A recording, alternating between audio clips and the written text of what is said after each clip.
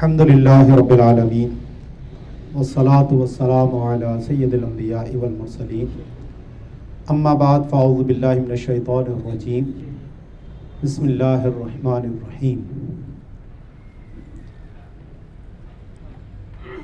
شرط ادا پہ ہماری بات چل رہی تھی کہ اس کے لیے ایک تو سال کا گزرنا ضروری، دوسرا جو مال ہے اس میں 3 چیزوں میں سے کوئی ایک ہونا ضروری ہے، یا تو ثمنیت پائی جائے، یا اسامہ یعنی سائمہ ہونا پایا جائے، اور تیسرا تھا تجارت کی نیت ہو، مال تجارت۔ تو مال تجارت عرف عام میں تو یہ ہے کہ جس چیز کی انسان خرید و فروخت کرتا ہے تو وہ مال تجارت ہے، لیکن یہاں ایک اس کا خاص معنی ہے کہ جو نقدین کے علاوہ ہے یعنی ثمن کے علاوہ ہے چیزیں، تو ان کو عروض کہتے ہیں۔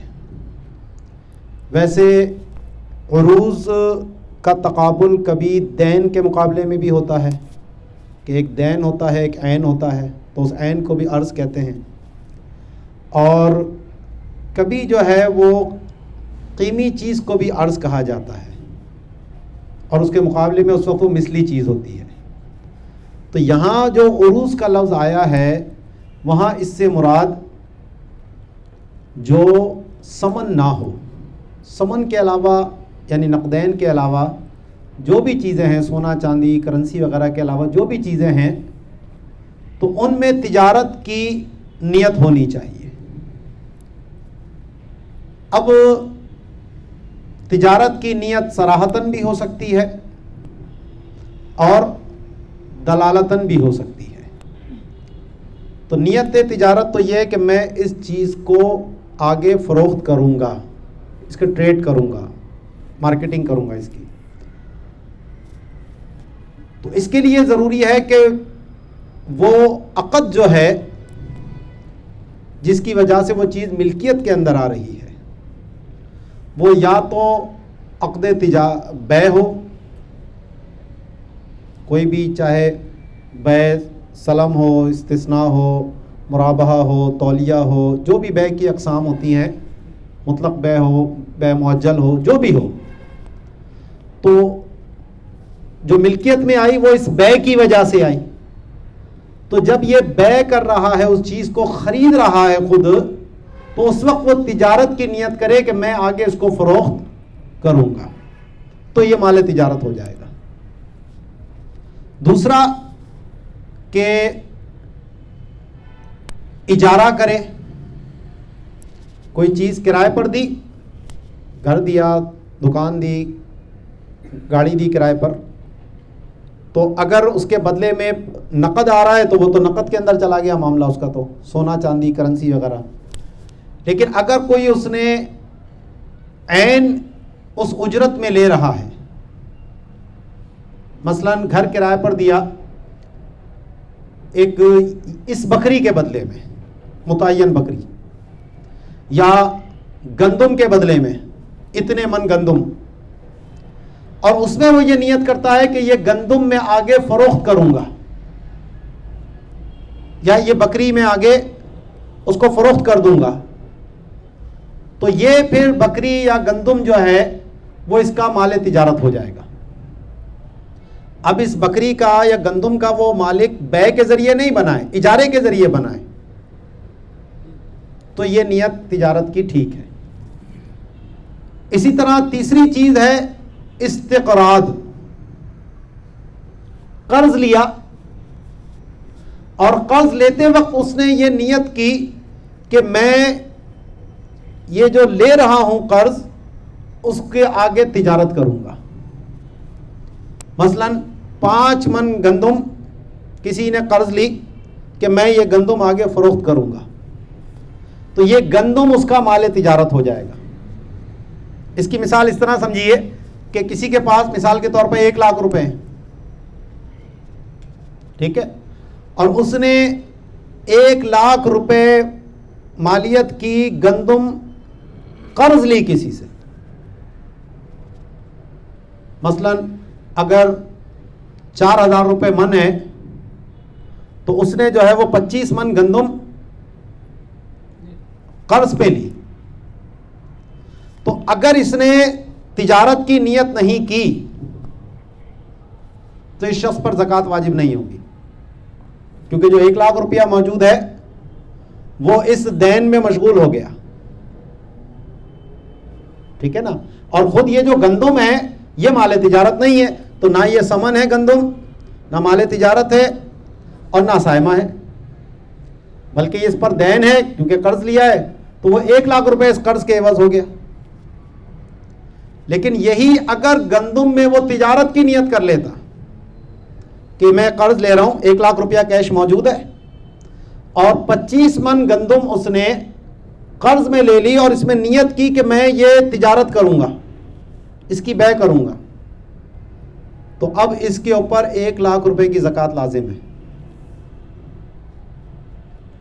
کیونکہ اب یہ 1,00,000 روپے کی گندم ہو گئی اور 1,00,000 روپیہ اس کے پاس کیش ہو گیا، تو ٹوٹل کتنے ہو گئے؟ 2,00,000. اور اس نے جو ادا کرنا ہے وہ کتنا کرنا ہے؟ 1,00,000. تو اس 2,00,000 میں سے 1,00,000 کی کٹوتی ہوئی، 1,00,000 بچ گیا جو نصاب کے برابر ہے، اس کی زکوٰۃ دے گا. یہی پہلی صورت میں اگر گندم اس نے گھر کے استعمال کے لیے لی ہوتی تو زکوٰۃ نہیں ہوتی. تو یہ فرق کس چیز سے پڑا؟ تجارت کی نیت سے. بظاہر معاملہ بالکل ایک ہی جیسا ہے، لیکن یہ نیت سے دیکھیں کس طرح معاملہ مختلف ہو سکتا ہے. تو یہ 3 چیزیں ہو گئیں کہ یا تو اس نے بیع کی تھی، اس کے ذریعے وہ چیز ملکیت میں آئی اور اس بیع کرتے وقت اس نے نیت کی. نمبر 2، اس نے اجارہ کیا اور اجرت میں کوئی عین روپے پیسے کے علاوہ کوئی اور چیز مقرر تھی اور اس وقت اس نے نیت کی کہ میں اس کو آگے فروخت کروں گا، تو یہ چیز بھی مال تجارت ہو جائے گی. اسی طرح تیسری چیز کہ اس نے استقراض کیا، کوئی چیز قرضے میں لی اور اس قرضے کے وقت اس نے یہ نیت کی کہ میں آگے اس کو فروخت کروں گا. تو یہ 3 صورتیں جو ہیں، ان صورتوں میں جب چیز ملکیت کے اندر آئے گی تو وہ مال تجارت بن جائے گی. اس کے علاوہ اگر عقد کے بغیر ملکیت میں آ رہی ہے، جیسا کہ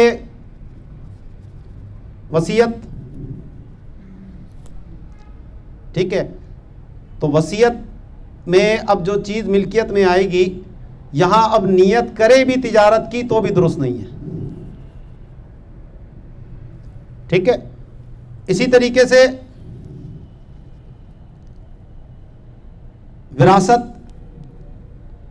وراثت میں اگر کوئی چیز ملی اس کو، اگر وہ مال تجارت تھی پہلے سے ہی اور مورث کا انتقال ہو گیا، اب وراثت میں یہ وارثوں کے پاس آئی اور یہاں وہ تجارت کی نیت کریں گے تو تجارت کی نیت ٹھیک ہے کیونکہ وہ اصل کے قائم مقام ہو گئے. لیکن اگر وہ چیز مال تجارت نہیں تھی، محض وراثت کے اندر وہ چیز اس کو ملی، تو محض نیت کرنے سے وہ مال تجارت نہیں بنے گا، ٹھیک ہے. اسی طریقے سے صدقہ ہے، ہبہ ہے اور بدل خلا ہے، تو ان میں اصلاً تبادلہ ہی نہیں ہوتا. ہبہ میں چیز آتی ہے، جاتی کچھ نہیں. صدقے میں بھی چیز آتی ہے، جاتی کچھ نہیں. اسی طرح بدل خلا کے اندر بھی چیز آتی ہے اور بدلے میں شوہر طلاق دیتا ہے، خلا دیتا ہے. اسی طرح مہر کا معاملہ ہے. تو ان تمام صورتوں میں جو چیز ملکیت کے اندر آئی، اگر وہ تجارت کی نیت بھی کرے تو ان صورتوں میں وہ مال تجارت نہیں ہوگا. تو وہ 3 صورتیں بتائی ہیں آپ کو میں نے، بیع کرتے وقت، اجارے کے وقت اور استقراض کے وقت. ان 3 میں اگر وہ نیت تجارت کرے گا تو وہ مال تجارت بنے گا. تو فرماتے ہیں کہ او نیت التجارتی فی العروض، یعنی ثمنیت کے علاوہ جو چیزیں ہیں ان میں وہ تجارت کی نیت کرے، اما صریحاً یا تو صراحتاً نیت کرے، اور یہ نیت کے لیے ضروری ہے لا بد من مقارنتها لعقد التجارتی کما سیجیء، کہ تجارت کا عقد جب وہ کر رہا ہے یہ نیت اس کے ساتھ متصل ہونی چاہیے، جیسا کہ عنقریب آ رہا ہے۔ تو عقد تجارت یہ 3 صورتیں تھیں جو میں نے آپ کو بتا دی۔ مقارنت ہو کس کے ساتھ ہو؟ عقد تجارت کے ساتھ، او دلالتاً، یا اس نیت تجارت کی صورت جو ہے وہ دلالتاً بھی ہو سکتی ہے۔ اس کی صورت انہوں نے کیا بیان کی؟ بِأَن يَشْتَرِيَ عَيْنًا بِعَرْضِ التِّجَارَةِ، کوئی سامان تجارت تھا، اس کے بدلے میں اس نے کوئی عین خریدا، ٹھیک ہے، بکری تھی بیچنے کے لیے، اور اس نے اس بکری کے بدلے میں کوئی چیز سونا چاندی کے علاوہ، روپے کے علاوہ کوئی اور چیز خرید لی۔ تو اب چونکہ یہ مال تجارت کا بدل ہے تو خود اس میں بھی تجارت کی نیت انڈرسٹوڈ ہو جائے گی، الا یہ کہ وہ اس کو گھر کے استعمال کے لیے قصد کرے۔ مثلا بکری کے بدلے گندم خرید لی اس نے، اب گھر کے استعمال کے لیے نیت نہیں کی اس نے، تو یہ گندم بھی تجارت کی مانی جائے گی۔ ہاں اگر وہ نیت یہ کرتا ہے کہ یہ گندم اپنے گھر والوں کو کھلاؤں گا، تو یہ اب مال تجارت نہیں رہے گا۔ تو دلالتاً وہ اس وقت ہوگا کہ جب اس کے معارض کوئی اور اس سے بڑھ کر نیت نہ ہو۔ تو مال تجارت کے بدلے جو چیز خریدی اس میں اگر تجارت کی نیت نہ بھی کرے تو وہ بھی مال تجارت ہی مانا جائے گا۔ دوسری صورت اس کی دلالت کی، او یواجر دارہ التی للتجارتی بعرض فتصیر للتجارتی بلا نیت صریحا،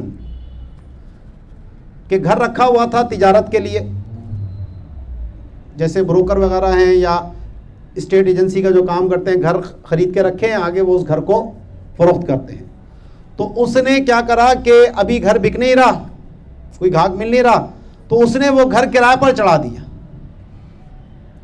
اب روپیہ آئے گا تو وہ تو ویسے ہی سمن کے اندر چلا گیا، تو یہاں اس نے جو اجرت حاصل کی وہ کوئی عین کی صورت میں حاصل کی، مثلا بکری لے لی، موٹر سائیکل لے لی، کار لے لی کرائے کے بدلے میں، یہ اجرت ہو گئی اس کی۔ تو یہ جو اجرت اس کو ملی تو یہ بھی مال تجارت ہوگی، اس میں بھی وہی قید رہے گی کہ اس کو اپنے ذاتی استعمال کی اس نے نیت نہ کی ہو، ٹھیک ہے نا۔ تو یہ دلالتاً یہاں پر اس کی نیت تجارت مانی جائے گی۔ وَاسْتَثْنَوْا مِنْ اشْتِرَاطِ النِّيَّةِ مَا يَشْتَرِيهِ الْمُضَارِبُ فَإِنَّهُ يَكُونُ لِلتِّجَارَةِ مُطْلَقًا لِأَنَّهُ لَا يَمْلِكُ بِمَالِهَا غَيْرَهَا۔ اب یہاں جو نیت تجارت سے ایک استثناء کیا ہے کہ نیت نہ بھی کرے تب بھی وہ مال تجارت ہی بنے گا، تو یہ بھی دلالتاً اس کے اندر چلا جائے گا۔ یہ دلالت کی تیسری قسم آ گئی ایک قسم کی۔ اس کی صورت کیا ہے کہ مداربت پہ پیسہ دیا مدارب کو۔ مداربت کیا ہے کہ ایک کا پیسہ ہوگا، دوسرا اس میں کام کرے گا، اور جو نفع حاصل ہوگا ان میں آپس میں دونوں کی اس میں شراکت ہوگی۔ تو جو پیسہ دیتا ہے وہ رب المال ہوتا ہے، اور جو کام کرتا ہے وہ مدارب ہوتا ہے۔ تو مدارب کو جو پیسہ دیا جاتا ہے وہ تجارت کے لیے دیا جاتا ہے۔ مدارب کو تجارت سے ہٹ کر اس پیسے میں کوئی اختیار نہیں ہوتا، اس لیے اب جب اس پیسے سے، اس راس المال سے مدارب جو چیز بھی خریدے گا وہ مال تجارت مانا جائے گا۔ حتیٰ کہ اگر اس نے جانور خریدے بقرعید کی قربانی کے لیے کہ بیچ کر نفع کمائیں گے، اب ان جانوروں کے لیے وہ چارہ خریدتا ہے، رسیاں خریدتا ہے، یا ان کی ڈیکوریشن کا سامان لیتا ہے جانوروں کے لیے، ٹھیک ہے۔ اب اگرچہ وہ ان چارے کی بے نہیں کرنا اس نے آگے، وہ تو کھلانے کے لیے لے رہا ہے اسی جانوروں کو، لیکن یہ بھی مال تجارت ہے، ٹھیک ہے نا؟ تو یہاں تجارت کی نیت کرے یا نہ کرے، مضارب مال مضاربت سے جو بھی خریداری کرے گا وہ مال تجارت ہی ہوگا۔ تو فرماتے ہیں کہ علماء نے استثناء کیا ہے نیت کو شرط قرار دینے سے کہ جو مضارب خریداری کرے گا، کیونکہ وہ تجارت کی ہوگی مطلقاً۔ مطلقاً کا مطلب یہ ہے چاہے نیت کرے یا نہ کرے۔ لِأَنَّهُ، اس کی وجہ بتائی کہ جو مضارب ہے وہ مال مضاربت سے غیر تجارت کا اختیار ہی نہیں رکھتا۔ دوسرا ایک اور استثناء کہ جہاں مال تجارت کی نیت نہیں ہو سکتی، چند صورتیں تو وہ بتائی میں نے آپ کو، وراثت میں ملا، وصیت میں ملا، ہبہ میں ملا، ٹھیک ہے، مہر میں ملا، صدقے میں ملا، جہاں پر یا تو عقد ہی نہیں ہے یا عقد ہے تو مال کے عوض نہیں ہے، ان صورتوں میں بھی نیت تجارت ٹھیک نہیں ہوتی۔ اور ایک اور صورت یہاں بیان کی کہ اگر کسی کے نے عشری زمین ہے اور اس عشری زمین سے جو پیداوار حاصل ہوئی، مثلا کاشتکار نے اپنی زمین پہ فصل اگائی، اب جب فصل اگائی ہے تو وہ اس میں کیا دے گا؟ عشر دے گا جو بھی پیداوار ہوگی۔ اب جو گندم باقی بچی یا جو بھی جنس ہے جو باقی بچی، اب ظاہر کاشتکار کیا کرتا ہے؟ اپنے گھر کی ضرورت کی نکال کر باقی کیا کرتا ہے؟ فروخت کر دیتا ہے۔ تو نیت تو تجارت ہی کی ہوتی ہے وہاں اس کی۔ تو یہاں پر صرف عشر دینا اس پر واجب ہے، اس کی زکوٰۃ اس گندم کی دوبارہ اس کے اوپر کوئی لازم نہیں ہے، کیونکہ ایک ہی مال سے دو حق نہیں ہوتے۔ جب عشر ہو گیا تو اب وہاں زکوٰۃ نہیں ہوگی۔ اب چاہے وہ زمین اس کی اپنی ذاتی ہو یا اس نے عاریتاً لی، کسی دوسرے کی زمین تھی اس نے کاشت کرنے کے لیے اس کو دے دی، تو اس پہ عشر جو نکالے گا یہ مستعیر نکالے گا، جس نے عاریت پر لی ہے وہ نکالے گا، زمین کا مالک نہیں نکالے گا عشر۔ تو اب جو بھی پیداوار اس کو حاصل ہوئی اس میں یہ زکوٰۃ اس پر لازم نہیں ہے، بھلے وہ تجارت کی نیت ہی کیوں نہ کر لے، کیونکہ ایک ہی مال پر ایک ہی سال میں دو حق نہیں ہوتے۔ تیسری کہ زمین اس نے کرائے پر لی ہے، کرایہ دیا اس نے، تو اس میں عشر کون دے گا؟ تو اس بارے میں صاحبین کا جو قول ہے وہی مفتبی قرار دیا گیا ہے کہ یہ عشر جو ہے یہ کرایہ دار ادا کرے گا، اور جب کرایہ دار ادا کرے گا تو ایسی صورت میں پھر اگر یہ تجارت کی نیت بھی کر لے تو بھی اس پر زکوٰۃ لازم نہیں آئے گی، علت وہی ہے۔ اور اگر خراجی زمین ہے تو خراجی زمین، خراج کا تعلق ملکیت سے ہوتا ہے، اس کا پیداوار سے تعلق نہیں ہوتا، تو خراج جو ہے وہ مالک زمین دیتا ہے۔ اور ایسی صورت میں جو خراجی زمین کسی نے لی، کرائے پر لی یا عاریت کے طور پر لی، کسی نے تجارت کے لیے وہ خریدے تھے بیج، اور وہ بیج پھر اس نے بو دیے اور اس میں سے فصل لگی اور اب یہ اس کو بیچے گا، تو اس کے اوپر زکوٰۃ آئے گی۔ اور اگر مطلقاً بیج لے کر اس نے ڈالے تھے، تجارت کی نیت نہیں تھی، تو اس پیداوار کے اوپر بہرحال کوئی بھی زکوٰۃ نہیں ہے، کیونکہ یہ عقد کے ذریعے ملکیت میں نہیں آ رہے، یہ تو نمو کے ذریعے آ رہے ہیں، اور اس نمو کے اندر کوئی تجارت کی نیت نہیں ہوتی۔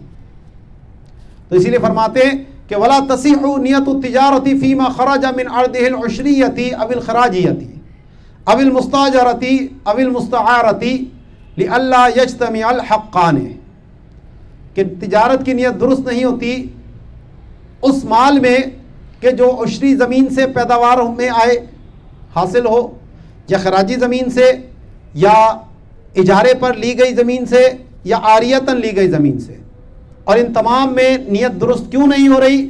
تاکہ دو حق ایک ساتھ جمع نہ ہو جائے۔ یہاں تک تو بات تھی اس کے شرط کی. اب آگے ہے صحت ادا، یعنی جب انسان زکوٰۃ ادا کرے تو اس کی زکوٰۃ ادا ہو جائے. اس ادا کے صحیح ہونے کے لیے بھی پھر کچھ شرائط ہیں. تو فرماتے ہیں وَشَرْطُ صِحَّةِ أَدَائِهَا نیتٌ، کہ اس زکوٰۃ کی ادائیگی کے صحیح ہونے کے لیے شرط ہے نیت کا ہونا، کیونکہ ہم نے تعریف کے اندر پڑھا تھا للہ تعالی، زکوٰۃ نام تھا اللہ کی رضا کے لیے اپنے مال کے جز کا مالک بنانا.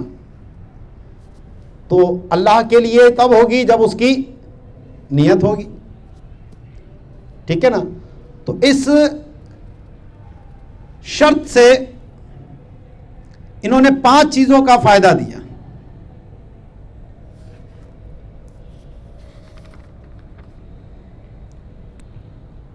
نمبر 1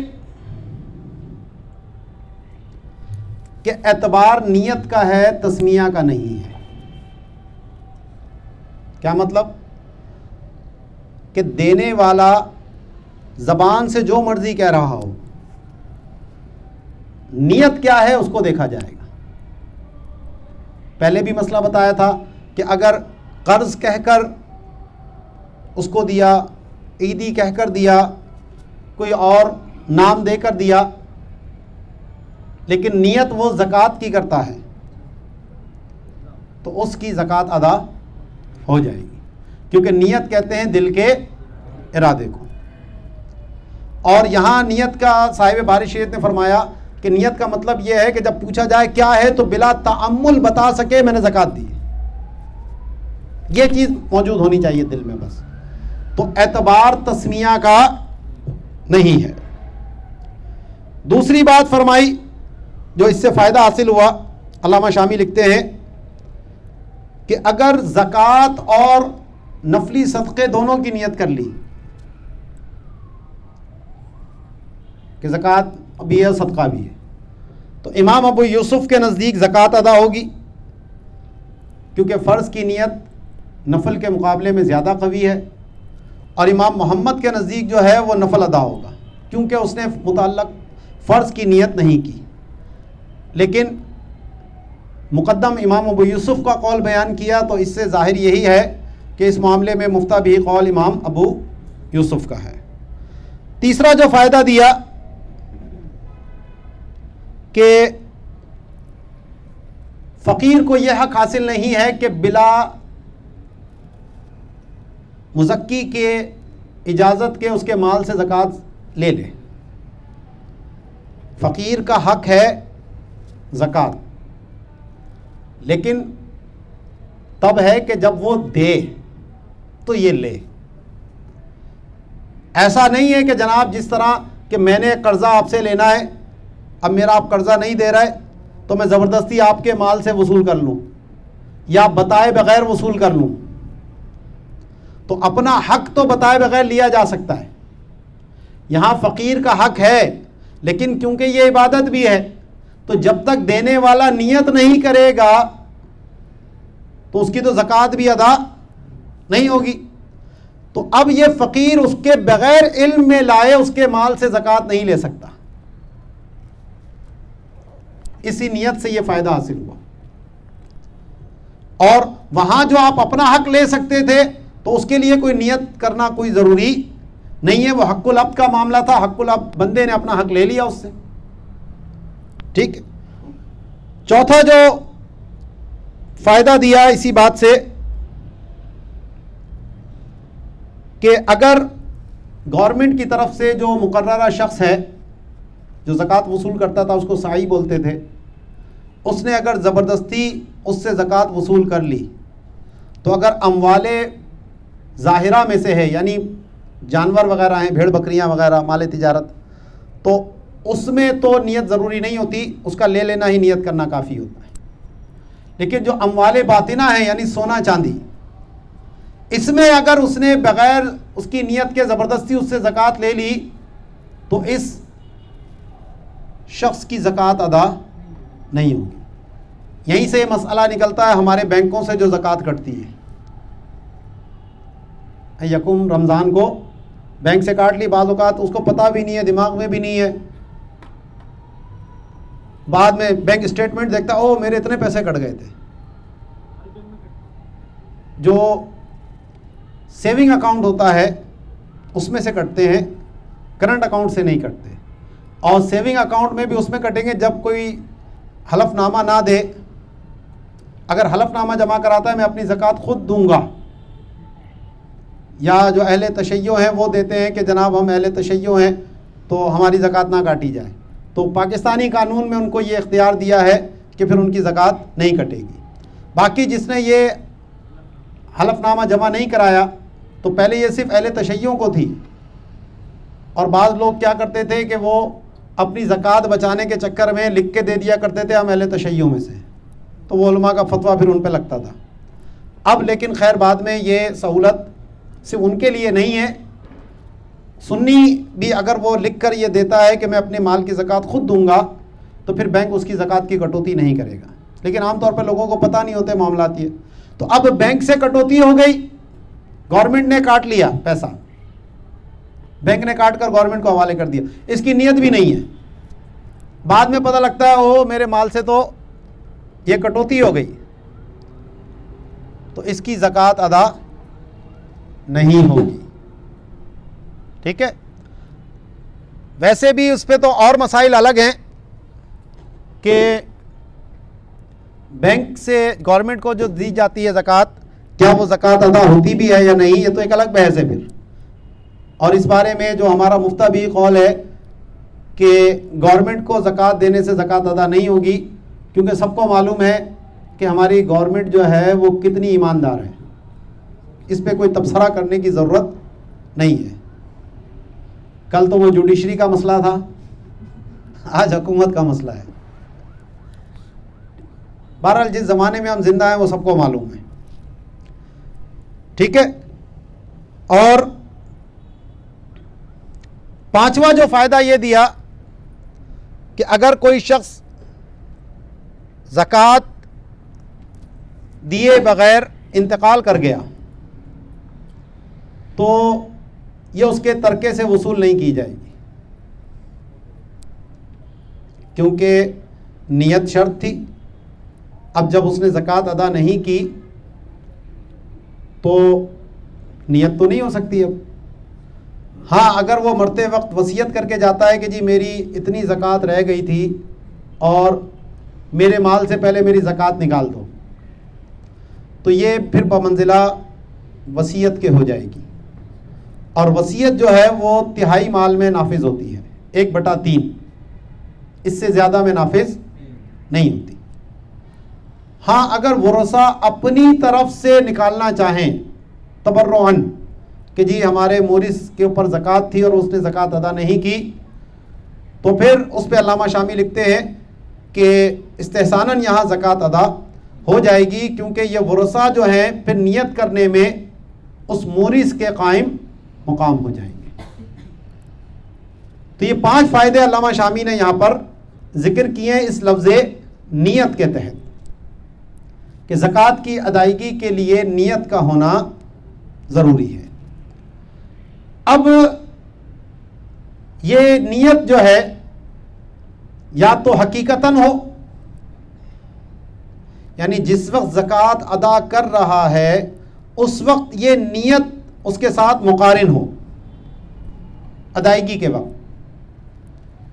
تو فرماتے ہیں شرط صحت ادائیہا نیت مقارنۃ لہو، وہ نیت اس کے ساتھ ملی ہوئی ہو. کس کے ساتھ؟ ای للادائی، ادا کے ساتھ. جس وقت وہ فقیر کو دے رہا ہے اس وقت اس کے دل میں نیت ہو کہ میں یہ اپنی زکوٰۃ مال کی ادا کر رہا ہوں. اب یہ مقارنت جو ہے وہ حقیقتاً تو یہی ہے، لیکن یہ مقارنت حکمی بھی ہو سکتی ہے. تو فرماتے ہیں وَلَوْ كَانَتِ الْمُقَارَنَةُ حُکْمًا، اگرچہ یہ مقارنت حکمن ہو. اب حکمن کی انہوں نے یہاں پر تقریباً 4 یا 5 صورتیں بیان کی ہیں. میں نمبر وار آپ کو بتا دیتا ہوں. نمبر 1 کما لو دفع بلا نیت ثم نوا والمال قائم فی ید الفقیر. پہلی صورت یہ ہے کہ مال فقیر کو دے دیا بغیر زکوٰۃ کی نیت سے, اور دینے کے بعد اس کو خیال ہے ارے مجھ پر تو زکوٰۃ بھی ہے تو میں زکوٰۃ ہی کی نیت کیوں نہ کر لوں. تو اس میں یہ شرط ہے کہ اگر وہ مال اس فقیر کی ملکیت میں موجود ہے تو نیت کی جا سکتی ہے. یہاں ید کا جو مطلب ہے ید فقیر یہ نہیں ہے کہ ہاتھ میں ہو, ملکیت میں ہونا چاہیے. اگر گھر پہ رکھا ہے تو بھی ملکیت میں ہے. ہاں اس نے اگر اس کو خرچ کر دیا تو اب وہ اس کی ملکیت اس سے ختم ہو گئی. تو اصل تو یہ تھا کہ جس وقت دے رہا تھا اسی وقت نیت کرتا, لیکن دیتے وقت تو نیت نہیں کی. مال کی بقا گویا بھی عین موجود ہے, تو اس وجہ سے یہاں پر اگر وہ نیت کر لیتا ہے اس کے خرچ کرنے سے پہلے تو یہ حکماً مقارنت پائی جائے گی. ٹھیک ہے جی, پہلی صورت ہو گئی. تو فرمایا جیسا کہ اگر اس نے فقیر کو دے دیا بغیر نیت کے, پھر نیت کرتا ہے اس حال میں کہ مال فقیر کے قبضے میں موجود تھا, اس کی ملکیت میں موجود تھا. دوسری صورت او نوا عند الدفع للوکیل ثم دفع الوکیل بلا نیت. اس نے زکوٰۃ دیتے وقت خود ادا نہیں کی, کسی دوسرے کو وکیل بنا دیا کہ میری یہ زکوٰۃ تم فقراء میں تقسیم کر دو, اور اس نے دیتے وقت یہ نیت کر لی تھی کہ میں زکوٰۃ اپنی اس کو دے رہا ہوں. اب وکیل صاحب نے وہ فقراء میں تقسیم کر دی, لیکن دیتے وقت اس نے نیت نہیں کی زکوٰۃ کی. تو اصل اعتبار عامر کا ہے, موکل کا ہے. موکل نے جب دیتے وقت نیت کر لی تھی تو بھلے فقیر نے دیتے وقت نیت نہیں بھی کی تو یہاں پر بھی حکماً نیت پائی گئی ہے. جیسے ہمارے یہاں ویلفیئر ادارے زکوٰۃ لوگوں سے وصول کرتے ہیں, تو یہ بھی ان کی طرف سے وکیل ہوتے ہیں. جو زکوٰۃ دے رہے ہیں یہ ان کے بہاف پر کلیکشن کرتے ہیں اور پھر فقراء میں تقسیم کر دیتے ہیں. تو اب یہاں اس ویلفیئر اداروں نے اگر دیتے وقت زکوٰۃ کی نیت نہیں بھی کی تو کوئی مسئلہ نہیں ہے, ان دینے والوں کی زکوٰۃ ہو گئی, کیونکہ جب انہوں نے ادا کی تھی اس ویلفیئر ادارے میں جمع کرائی تھی اس وقت انہوں نے زکوٰۃ کی نیت کر لی تھی, تو یہ نیت کر لینا ان کا کافی ہے. اعتبار موکل کے نیت کا ہے, وکیل کی نیت کا نہیں ہے.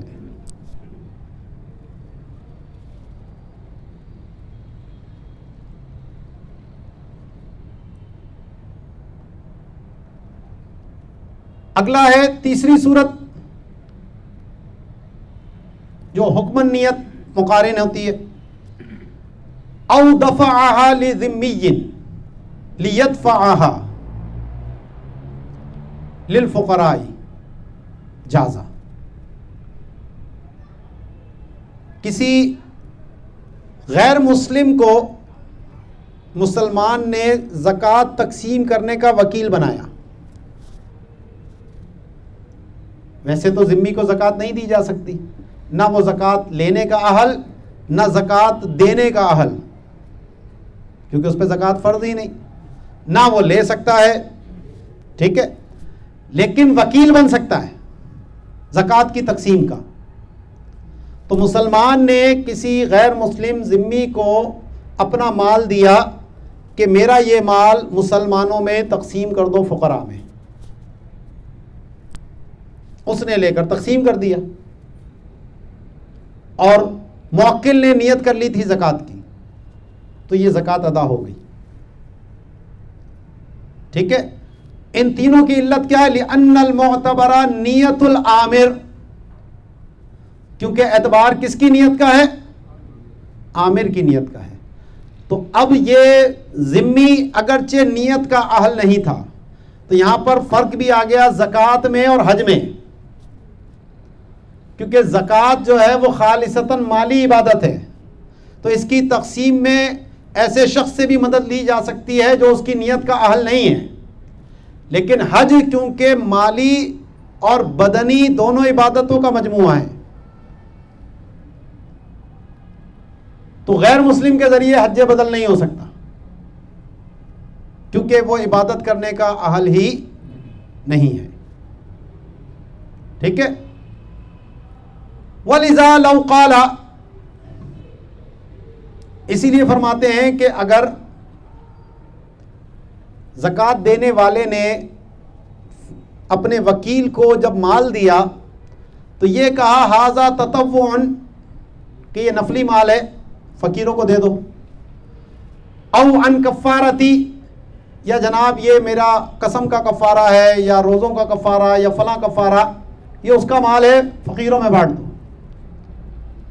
اور اس کے فقیروں میں بانٹنے سے پہلے ثم نواہ عن الزکاۃ قبل دفع الوکیل، وکیل کے دینے سے پہلے وہ نیت زکوٰۃ کی کر لیتا. پہلے بنایا اس کو یہ کہہ کر تھا کہ یہ نفلی مال ہے یا یہ کفارے کا مال ہے، لیکن پھر وہ نیت زکوٰۃ کی کر لیتا ہے تو صح، اس کی زکوٰۃ ادا ہو جائے گی. ٹھیک ہے. آگے فرماتے ہیں کہ وَلَوْ خَلَطَ زَكَاةَ مُعَقِّلَيْهِ دَمِنَا وَكَانَ مُتَبَرِّعًا إِلَّا إِذَا وَكَّلَهُ الْفُقَرَاءُ.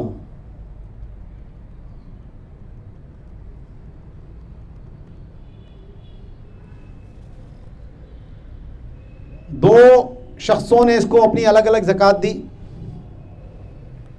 اس نے بھی اس کو 10,000 دی، اس نے بھی اس کو 10,000 دیے، اس نے دونوں کے 10,000 ملا دیے، خلط کر دیے. تو اس پہ اب یہ دیکھیں گے کہ ان دینے والوں نے اس کو اس کی اجازت دی تھی کہ ہمارا مال دوسرے کے مال سے ملا کر دے دینا، یا اس پر عرف ہو جیسا آج ہمارے زمانے میں ہے، تو پھر تو کوئی مسئلہ نہیں ہے. دو شخصوں کی یا دو سے زیادہ لوگوں کی زکوٰۃ کو آپس میں ملانے کا اگر عرف ہے یا اگر ملانے کی اجازت دی گئی ہے تو اس میں کوئی حرج کی بات نہیں ہے. جیسے آج ہر ایک کو پتہ ہے کہ جو زکوٰۃ کی کلیکشن کرتے ہیں ادارے یا دینی ادارے، مدارس وغیرہ، تو وہ سب کیا کرتے ہیں، مکس اپ کر لیتے ہیں. ان کے جو نمائندے ہوتے ہیں وہ بھی بعض اوقات کھلا بھی دے رہے ہوتے ہیں. کسی نے 5,000 دیے جی، 4,000 زکوٰۃ کے 1,000 روپے واپس دو، تو وہ اس میں سے اس کو 1,000 روپے دے دیتا ہے. سب چل رہا ہوتا ہے نا، فطرے کو بھی ملا دیتے ہیں، زکوٰۃ کو بھی ملا دیتے ہیں. تو اور دینے والے سب کو پتہ ہے. تو یہ ہمارا ایسا عرف ہے کہ جو عام اور خاص سب جانتے ہیں اس کو، اس میں کوئی اشتباہ کی صورت نہیں ہے. تو اس لیے آج کے دور میں اگر کوئی خلط کرتا ہے دو شخصوں کی زکوٰۃ کو تو اس میں شرعاً کوئی حرج کی بات نہیں ہے. یہ اس صورت میں تھا کہ جب یا تو عرف نہ ہو یا مالکوں نے اجازت نہ دی ہو. تو پیچھے پڑا میں نے بتایا تھا امام صاحب کے نزدیک اپنا مال اگر غصب کے مال کے ساتھ ملایا تو خلط کرنے سے وہ اس کا مالک بن جاتا تھا. تو یہاں پر بھی جب دو شخصوں کا اس نے مال ملایا تو یہ ملانے والا مالک ہو گیا، اور جب مالک ہو کر اس نے وہ زکوٰۃ فقیر کو دے دی تو گویا اپنا مال دیا. جب اپنا مال دیا تو تبرع ہوا اس کی طرف سے، ان کی زکوٰۃ ادا نہیں ہوئی. پھر بول رہا ہوں کہ یہ مسئلہ اس کے ساتھ مقید ہے کہ جب عرف نہ ہو. تو آج کے دور میں یہ مسئلہ نہیں ہے، اس لیے اس سے کوئی پریشان نہ ہو. آگے چونکہ وکالت کی بات آئی ہے تو اسی ضمن میں ایک اور مسئلہ آیا کہ کسی کو جب زکوٰۃ دی گئی کہ آپ اس کو تقسیم کریں، تو اب یہ کن لوگوں کو دے سکتا ہے؟ تو اپنی زوجہ کو بھی دے سکتا ہے اگر وہ غنیہ نہ ہو، فقیرہ ہو. اسی طرح اپنی بالغ اولاد کو بھی دے سکتا ہے مطلقاً اگر وہ فقیر ہوں، خود بھلے غنی ہو یا نہ ہو، اس سے کوئی فرق نہیں پڑتا. اور اپنی نابالغ اولاد کو بھی دے سکتا ہے، لیکن اس میں شرط یہ ہے کہ خود غنی نہ ہو، کیونکہ جو نابالغ بچہ ہوتا ہے وہ اپنے باپ کے غنی ہونے کی وجہ سے غنی شمار کیا جاتا ہے، اور غنی کو زکوٰۃ نہیں دے سکتے.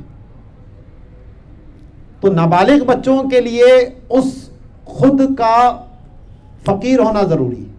لیکن اگر بالغ اولاد ہے تو اس کے لیے بھلے یہ غنی ہو، اگر اولاد فقیر ہے تو اس کو دے سکتا ہے. ٹھیک ہے. یہاں تہمت کا کوئی معاملہ نہیں ہے. بعض صورتیں ایسی ہیں کہ جہاں پر وکیل کو اپنے اصول اور فروع کے اندر، جیسے نکاح کے باب میں، وہاں اس کو یہ اختیار نہیں ہوتا، وہاں تہمت کی وجہ ہوتی ہے. یہاں تو چونکہ فقیر کو دینا ہے، اب وہ فقیر بھلے اس وکیل کے جاننے والے ہی کیوں نہ ہو، تو یہ اپنے جاننے والوں کو، اپنے رشتہ داروں کو، حتیٰ کہ اولاد کو بھی، جو میں نے بتایا، ان کو بھی یہ زکوٰۃ دے سکتا ہے.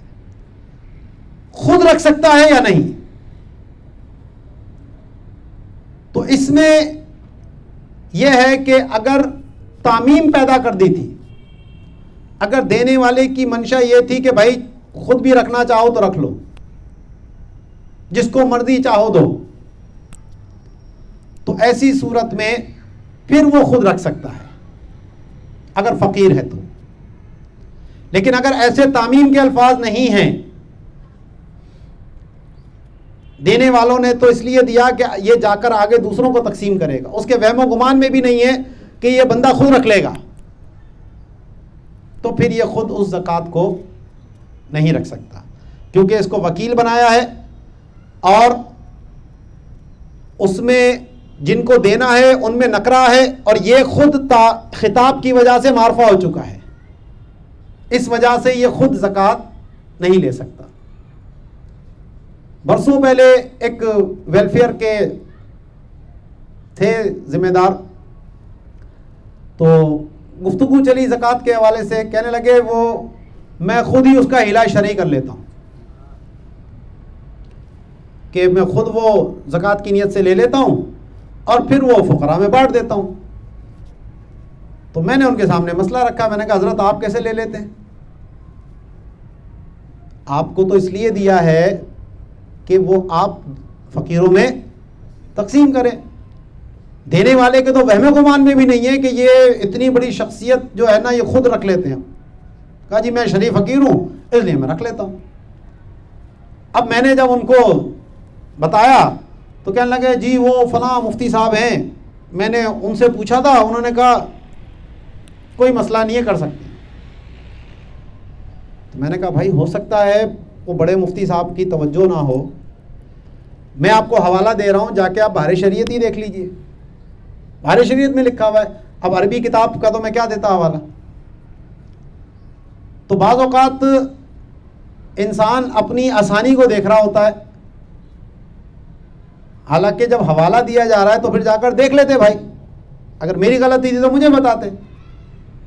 بعض اوقات بڑا عالم بھی ہو تو اس کے ذہن سے مسئلے کا ظہول ہو جاتا ہے، انسان ہے، مرکب من الخطی والنسیان، خطا بھی ہو جاتی ہے، نسیان بھی ہو جاتا ہے. تو اس میں جس کو یاد ہے تو ٹھیک ہے، اس کی بات مانی جائے گی، چھوٹا ہو یا بڑا ہو. تو ہمارے یہاں بعض اوقات لوگ نام کو دیکھتے ہیں کہ فلاں نے کہہ دیا بس ٹھیک ہے، بھلے اس کی غلطی واضح کیوں نہ ہو رہی ہے. تو خود زکوٰۃ اس وقت رکھے گا کہ جب اس طرح کی تعمیم پیدا کر دی گئی ہو، دینے والے کی منشا جس سے یہ ظاہر ہو رہی ہو کہ یہ اس شخص کے خود کے رکھ لینے پر بھی راضی ہے. ٹھیک ہے. تو اسی لیے فرماتے ہیں کہ وَلِلْوَكِيلِ أَن يَدْفَعَ لِوَلَدِهِ الْفَقِيرِ وَزَوْجَتِهِ، کہ وکیل کو یہ حق حاصل ہے کہ وہ اپنے بچے جو فقیر ہے اس کو دے سکتا ہے. تو یہاں پر ولد سے مراد نابالغ بچہ ہوگا، کیونکہ اگر بالغ بچہ ہے تو اس کا اپنی ملکیت کا اعتبار ہے، والد کے غنی ہونے سے اس کے اوپر کوئی فرق نہیں پڑتا. تو لِوَلَدِهِ الْفَقِيرُ تو بذات خود فقیر ہو یا پھر نابالغ ہے تو یہ جو وکیل ہے یہ خود بھی شرعی فقیر ہو. وَزَوْجَتِهِ اور اسی طرح اپنی زوجہ کو بھی دے سکتا ہے, اس میں بھی وہی فقیرہ کی قید ضروری ہے. لَا لِنَفْسِهِ بذات خود وہ زکوٰۃ نہیں رکھ سکتا الا اذا قال ربها کہ جب زکوٰۃ دینے والے نے یہ کہا ہو دعها حیث شئت جہاں چاہے بھائی خرچ کر دینا. ٹھیک ہے, تو اس صورت میں پھر وہ یہ کام کر سکتا ہے. یہاں علامہ شامی نے ایک بحث اور کی کہ اگر کسی معین شخص کو زکوٰۃ دینے کا وکیل بنایا, یہ مسٹر اے کو یا مسٹر بی کو آپ یہ پیسے میری طرف سے دے دیں زکوٰۃ کے, تو اب کیا وہ اس کی مخالفت کر سکتا ہے یا نہیں کہ مسٹر اے کی جگہ مسٹر بی کو دے دے, مسٹر بی کی جگہ مسٹر سی کو دے دے. تو اس پہ علامہ شامی نے صاحب بحر کے حوالے سے لکھا کہ انہوں نے نظر کے اوپر اس کو قیاس کرتے ہوئے کہا کہ قواعد اس چیز کی اجازت دیتے ہیں کہ وہ چاہے تو جس طرح نظر میں فقیر کو متعین کرنے سے وہ متعین نہیں ہوتا, اگر اس نے یہ نیت کی کہ جناب مجھ پر اللہ کی رضا کے لیے لازم ہے کہ کراچی کے فقراء پہ صدقہ کروں گا, تو وہ لاہور کے فقراء پہ بھی کر سکتا ہے, کوئی متعین نہیں ہوتے. تو اگر یہ کہا کہ جی مکہ شریف میں دوں گا تو وہ کراچی میں بھی دے سکتا ہے, یا کہا کہ جناب داتا دربار پہ جا کر دیکھ تقسیم کروں گا فقراء میں, تو وہاں جانا کوئی ضروری نہیں ہے, کراچی میں بھی وہ فقراء میں دیکھ تقسیم کرے تو بھی اس کی نظر ادا ہو جائے گی. تو صاحب بحر فرماتے ہیں کہ جس طرح وہاں پر متعین کرنے سے وہ متعین نہیں ہوتا, تو ایسے ہی یہاں پر بھی فقیر کو دینا ہے, جب فقیر کو دینا ہے تو جس مرضی کو دے دے. لیکن علامہ شامی فرماتے ہیں فیہ نظرون, صاحب بحر کا رد کرتے ہیں کہ جناب وہ تو نظر خود ادا کرنے والے پہ ہے, ٹھیک ہے نا, اس کو اختیار ہے, چاہے وہ اس فقیر کو بھی دے دے تو بھی ٹھیک ہے, کسی اور کو دے دے تو بھی ٹھیک ہے. لیکن یہ جو وکیل ہے یہ تصرف موکل کی اجازت سے کرتا ہے, تو جب اس موکل نے اس کو متعین شخص کو دینے کا وکیل بنایا ہے, مسٹر اے کو دینا, تو یہ اس کی مخالفت نہیں کر سکتا. تو اس میں بات ہے نا کہ جی کسی دینی تنظیم کے لیے لوگوں نے دیا فلاں تنظیم کو دے دے, تو وہ کہتے ہیں چلو فلاں بھی تو فقیر ہے ادھر دے دوں, تو یہ کرنے کا اختیار نہیں ہوگا. اگر آپ کو عموم دیا ہے کہ کسی بھی فقیر کو دے دے پھر ٹھیک ہے, اور اگر کسی متعین جگہ پہنچانے کا وکیل بنایا ہے تو پھر اس میں آپ مخالفت نہیں کر سکتے.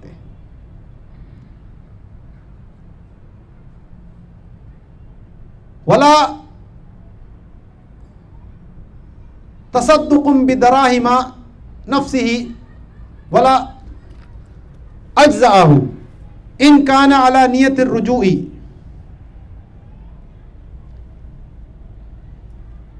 اب فرماتے ہیں یہ ولا کی جگہ لو ہے, یہاں پر عبارت میں غلطی, یہی میں دیکھ رہا تھا اپنے نسخے میں نے لوٹ کیا ہوا ہے.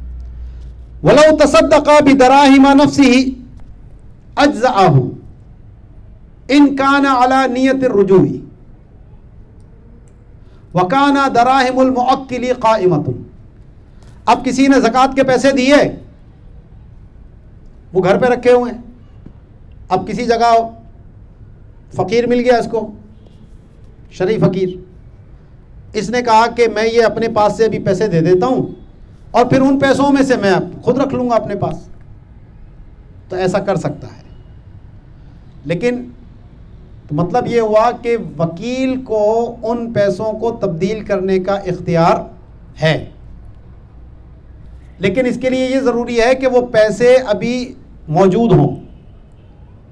یہ اختیار نہیں ہے کہ زکوٰۃ کے پیسے دیے فلاں کو آپ فقراء میں تقسیم کریں، اور خود اس نے وہ خرچ کر لیے، اور پھر کہتا ہے چلو اپنے پلے سے بعد میں دے دوں گا، تو یہ استقراض کی صورت ہو گئی. یعنی اس کو قرض بنا لیا اس نے، خود خرچہ کر لیا، اور پھر کہتا ہے چلو میں قرض ادا کر دوں گا. تو یہ زکوٰۃ ادا نہیں ہوگی. تبدیلی اس صورت میں ہو سکتی ہے کہ مال وہ موجود ہو اور پہلے اپنی طرف سے خرچ کرے اس نیت سے کہ میں اس پیسوں سے یہ اپنے والے پیسے وصول کر لوں گا. ٹھیک ہے. تو فرماتے ہیں کہ اگر اپنے ذاتی دراہم، اپنے ذاتی پیسے صدقہ کر دیے تو یہ کافی ہوگا، یعنی اس کی موکل کی زکوٰۃ ادا ہو جائے گی. اگر اس کی نیت رجوع کرنے کی تھی، یعنی وہ واپس لے لوں گا، اور اس حال میں کہ جو موکل کے دراہم تھے وہ موجود ہوں، وہ خرچ اس نے پہلے نہ کیے ہوں. حکماً نیت کی ایک اور صورت ہے، او مقارنتی بعزل ما وجب کلہ او بعدہ، کہ جتنی زکوٰۃ انسان پر لازم ہوئی وہ اس نے مکمل ادا کر لی. یہ زکوٰۃ کے پیسے ہیں جی، میں فقراء میں دوں گا، یا کچھ الگ کر لیے اس نیت سے کہ یہ فقراء کو دوں گا. تو اب ایسی صورت میں اگر بغیر نیت بھی اٹھا کر وہ پیسے فقراء کو دے دیے تو بھی یہ زکوٰۃ ادا ہو جائے گی. کیونکہ بعض اوقات ہر وقت انسان کی توجہ نہیں ہوتی، تو یہ استحساناً ہے، آسانی کے لیے ہے، دفع حرج کے لیے ہے کہ الگ کر کے پیسے رکھ لیے اور پھر انہی پیسوں سے فقراء کو وہ دیتا رہا. تو اب چاہے دیتے وقت نیت کرے یا نہ کرے، دونوں صورتوں میں زکوٰۃ ادا ہو جائے گی. لیکن یہ ابھی الگ کرنا یہ زکوٰۃ کی ادائیگی نہیں ہے. یعنی یہ جو الگ کر کے اس نے پیسے رکھے ہیں یہ اسی کی ملکیت میں موجود ہیں. اگر یہ چوری ہو گئے، ڈکیتی پڑ گئی، تو زکوٰۃ اس کو دینی پڑے گی. یہ اس کے اپنے ذاتی پیسے گئے ہیں. ٹھیک. جب تک فقیر کے تملیک نہ پائی جائے، جو پیچھے میں نے بتایا تھا، جب تک تملیک نہیں ہوگی اس وقت تک زکوٰۃ ادا نہیں ہوگی. تو یہ جو الگ کر کے اس نے رکھا ہے، یہ صرف اس کو اس میں اتنی آسانی ملی ہے کہ اب بار بار اس کو نیت کرنے کی ضرورت نہیں ہے. لیکن فقیر تک پہنچانا یہ بہرحال اس کے لیے ضروری ہے.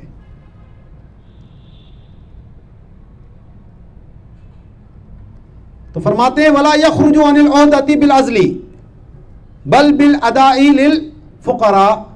تو اس الگ کرنے سے وہ شرعی ذمہ داری سے عہدہ برا نہیں ہوگا، بلکہ فقراء کو ادا کرنے سے اس کی ذمہ داری پوری ہوگی.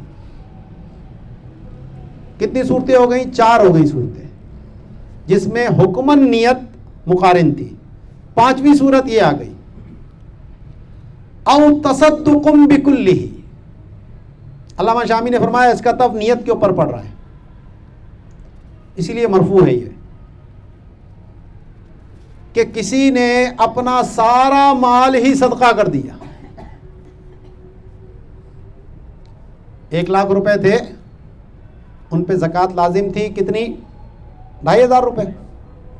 اس نے کیا کرا؟ وہ پورا کا پورا 1 لاکھ ہی صدقہ کر دیا اور اس میں زکوٰۃ کی نیت نہیں کی، تو اس کی زکوٰۃ ادا ہو گئی. وجہ اس کی یہ ہے کہ زکوٰۃ میں نیت اس لیے ضروری تھی کہ بھائی جو پیسہ دے رہا ہے وہ نفلی بھی ہو سکتا تھا، فرض بھی ہو سکتا تھا. تو وہ دینا متعین نہیں تھا فرض کے لیے، وہاں مزاحم موجود تھا. لیکن جب اس نے پورا کا پورا مال ہی اللہ کے نام پر دے دیا ہے تو اب یہاں وہ مزاحم والی کوئی بات ہی نہیں ہے. کہ وہ جز ہوتا تو مزاحم کوئی بات ہوتی کہ دوسرا جز رہ گیا، یہاں تو اب سبھی چلا گیا. تو جب سارا مال ہی اس نے صدقہ کر دیا تو اب چاہے زکوٰۃ کی نیت کی ہو یا نہ کی ہو اس کی زکوٰۃ ادا ہو گئی. یعنی اب یہ نہیں کہا جائے گا وہ 1,00,000 روپے تو نفلی ہو گئے, چلو 2,500 روپے اب تم مزید اور کہیں سے بھی لاؤ اور وہ زکوٰۃ ادا کرو. ٹھیک ہے, تو جب پورا مال اس نے صدقہ کر دیا تو یہ بھی نیت اس کی کافی ہے. اس میں نفلی جو نیت ہے وہ بھی زکوٰۃ اس کے تحت ہی ادا ہو جائے گی. الا اذا نوى نذرا او واجبا آخر, ہاں اگر اس نے کوئی نظر مانی تھی کہ جناب 1,00,000 روپے اللہ کی راہ میں خرچ کروں گا, اور 1,00,000 روپیہ اس کے پاس موجود تھا, زکوٰۃ فرض ہو گئی, تو اب وہ 1,00,000 روپے نظر کی نیت سے فقراء میں اس نے بانٹ دیے, تو یہ اس کی نظر ادا ہوئی. 2.5% اس کی زکوٰۃ ابھی اس پر لازم ہے, یعنی 2,500 روپے کہیں سے بھی لا کر وہ زکوٰۃ بھی ادا کرو. یا کوئی دوسرے واجب کی نیت کرتا ہے تو یہ فرض کے ادائیگی اس صورت میں تھی کہ جب نفل کی نیت کر کے کرے. اگر کسی اور واجب کی نیت کرے گا تو پھر اس کا وہی واجب ادا ہوگا, اس کی یہ زکوٰۃ ادا نہیں ہوگی اور زکوٰۃ اس کو پھر الگ سے ادا کرنی پڑے گی. تو اسی لیے فرماتے ہیں فَيَصِحُ, تو اس کی نیت یہ درست ہوگی, وَيَضْمَنُ الزَّكَاةَ, اور زکوٰۃ کا وہ ضامن ہوگا. وَلَوْ تَصَدَّقَ بِبَعْدِهِ, یہ تو صورت میں تھا کہ جب سارا کا سارا مال اس نے صدقہ کر دیا, 1,00,000 تھا, 1,00,000 کا 1,00,000 کر دیا. اگر 50,000 کرتا مثال کے طور پر, وَلَوْ تَصَدَّقَ بِبَعْدِهِ, کل نہیں کیا, بعض کیا, ربع کیا, نصف کیا, 2 ثلث کیا, جتنا مرضی کیا, تو لا تسقط حصته عند الثانی خلافا للثالث. تو اب اس مسئلے میں امام ابو یوسف اور امام محمد کا اختلاف ہے. امام ابو یوسف فرماتے ہیں کہ جو اس نے صدقہ کیا ہے اس کی کوئی زکوٰۃ ساقط نہیں ہوگی. مثلا جو باقی 50,000 بچے ہیں تو اس کو پوری 2,500 روپے زکوٰۃ دینی ہوگی. 1,00,000 روپے تھے, سال پورا ہو گیا, اس نے 50,000 روپے نفلی صدقے کی نیت سے خرچ کر دیے. تو امام ابو یوسف کے نزدیک اس پر پوری 2,500 کی زکوٰۃ دینی ہے. 1,00,000 پہ 2,500 بنتے ہیں تو اس کو وہ پورے دینے. جبکہ امام محمد کے نزدیک وہ 50,000 کی زکوٰۃ ساقط ہو گئی, یعنی اب وہ کتنی زکوٰۃ دے گا؟ 1,250. 50,000 کی, کیونکہ اس 50,000 کی ساقط ہو گئی, باقی جو 50,000 ہے اس کی 1,250 بنتی ہے, وہ زکوٰۃ دے گا. تو اس میں فتویٰ جو ہے وہ امام ابو یوسف کے ہی قول پر ہے. اعلیٰ حضرت امام اہل سنت مجدد دین و ملت پروان شمع رسالت امام احمد رضا خان علیہ رحمۃ الرحمان نے جد المنتار میں اس مقام پر کئی کتابوں کا حوالہ دیا, اور پھر جو امام محمد کا جو قول ہے اس کی بھی توجیہ بیان کی اور اس کی جو تائیدات ہیں وہ بھی بیان کی. لیکن پھر جو اصول ترجیح ہیں اس کے مطابق ترجیح جو ہے وہ امام ابو یوسف کے ہی قول کو دی, کیونکہ اس مسئلے میں انفع للفقراء کا ضابطہ لگا ہے. جو جس قول میں فقیروں کا زیادہ فائدہ ہو تو زکوٰۃ کے باب میں اس قول کو اختیار کیا جاتا ہے. تو ظاہر ہے 1,250 کے مقابلے میں 2,500 اس میں فقراء کا زیادہ فائدہ ہے. تو اسی لیے امام ابو یوسف کے قول کو ہی ماتن نے, شارح نے مقدم کیا. تو فرمایا کہ لو تصدق ببعدہ, اگر بعض حصے کو صدقہ کیا تو لا تسقط حصته عند الثانی, تو اس کے حصے کی زکوٰۃ ساقط نہیں ہوگی. عند الثانی یہ ایک اصطلاح ہے کہ ثانی سے مراد امام ابو یوسف ہوتے ہیں اور ثالث سے مراد امام محمد ہوتے ہیں. ٹھیک ہے نا, یہ در مختار کے اندر اس اصطلاح کو استعمال کرتے ہیں, اور بھی کتابوں میں یہ انداز اختیار کیا گیا. تو امام ابو یوسف کے نزدیک برخلاف امام محمد کے, وہ اطلقہ فعم العین والدین, تو یہ جو تصدق کی انہوں نے بات کی، فرماتے ہیں اس کو مطلق رکھا ہے تو یہ عین کو بھی شامل ہے اور دین کو بھی شامل ہے. تو مثال کے طور پر 1,00,000 روپے تھے، 1,00,000 روپے پورے صدقہ کر دیے تو اس پورے 1,00,000 کی زکوٰۃ ساقط ہو گئی. یہ تو ہو گئی عین کی بات، کیش موجود تھا.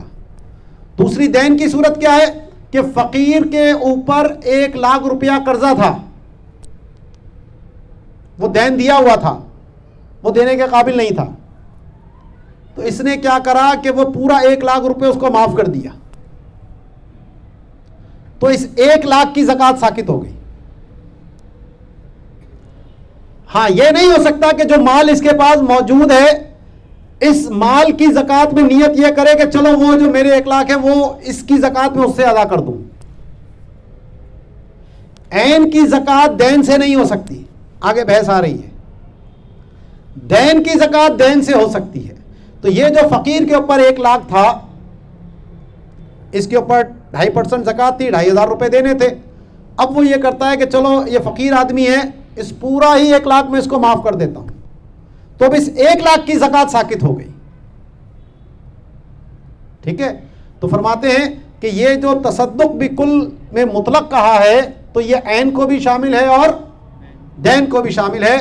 حتی لو ابرأ الفقیر عن النصاب، کہ فقیر کو نصاب سے اگر اس نے معافی دے دی، صح وسقط عنہ، تو یہ معافی درست ہوگی اور زکوٰۃ اس کی ساقط ہو جائے گی. آگے باقی 4 صورتیں اس کی آ رہی ہیں، عین کی، دین کی، وہ انشاءاللہ اس کے اوپر کل گفتگو کریں گے. جی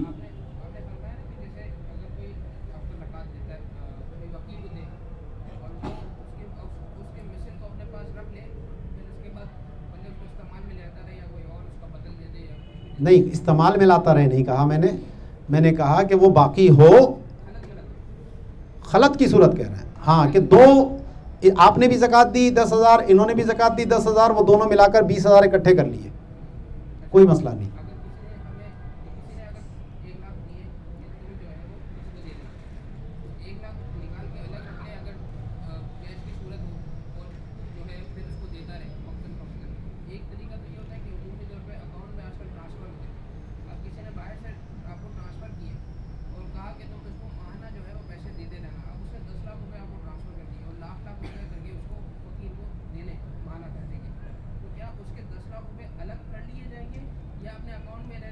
اکاؤنٹ میں رہنے دیں، اور اکاؤنٹ میں کم از کم اتنی رقم آپ کی ہر وقت ہونی چاہیے جتنی وہ زکوٰۃ کی ہے.